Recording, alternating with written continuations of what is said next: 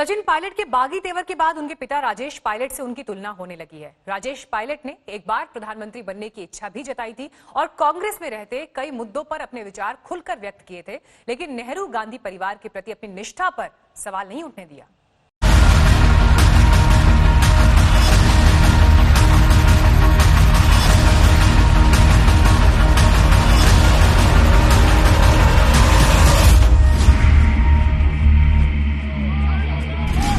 इतिहास कई बार खुद को दोहराता है, लेकिन वैसे ही नहीं जैसे पहले हुआ।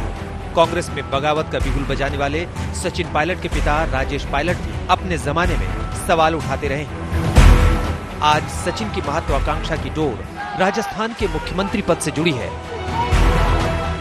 जबकि राजेश पायलट ने कभी अपनी इस महत्वाकांक्षा को नहीं छुपाया कि वो प्रधानमंत्री बनना चाहते हैं। बावजूद इसके नेहरू गांधी परिवार के प्रति अपने विरोध की डोर को कभी इतना नहीं खींचा कि पार्टी से नाता ही टूट जाए।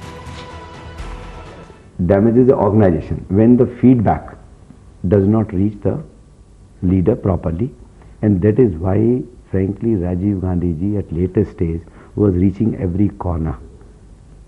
He wanted to know the people's mind. He wanted to know the people's reaction. 1980 में जब राजस्थान के भरतपुर से राजेश पायलट पहली बार एमपी बने, तब उनकी उम्र 35 साल थी। इंदिरा गांधी और संजय गांधी का हाथ पकड़कर उन्होंने राजनीति में प्रवेश किया, लेकिन सत्ता में जो कांग्रेसी प्रधानमंत्री रहा वो उसके लाडले रहे। चाहे इंदिरा गांधी रही हो या राजीव गांधी या फिर पीवी नरसिम्हा राव, लेकिन राजनीति में सोनिया के पदार्पण के बाद नेतृत्व के सवाल पर कभी कभी ठन भी जाती थी। 1997 में कांग्रेस अध्यक्ष के पद के लिए सीताराम केसरी के खिलाफ शरद पवार और पायलट ने चुनाव लड़ा था, लेकिन हार गए।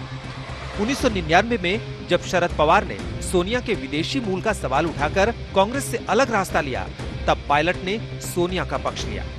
सियासत में संभावनाओं की खिड़की हमेशा खुली रहती है।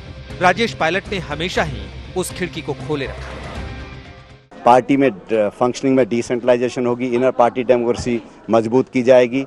सेकुलरिज्म जहां एक सवाल कांग्रेस पर लगा दिया गया 6 दिसंबर 1992 के इंसिडेंट्स के बाद, उस धब्बे को धोना पड़ेगा, जिससे हमारा सेकुलरिज्म का विश्वास वैसे ही बढ़ा रहे।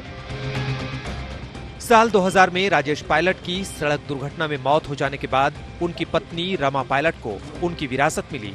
तब सचिन पायलट 25 साल के भी नहीं थे कि लोकसभा का चुनाव लड़ पाते, लेकिन 2004 में 28 साल के सचिन ने पिता की सियासी पगड़ी बांध ली। अब कांग्रेस की पहनाई वो पगड़ी खुलती नजर आ रही है। आज तक ब्यूरो।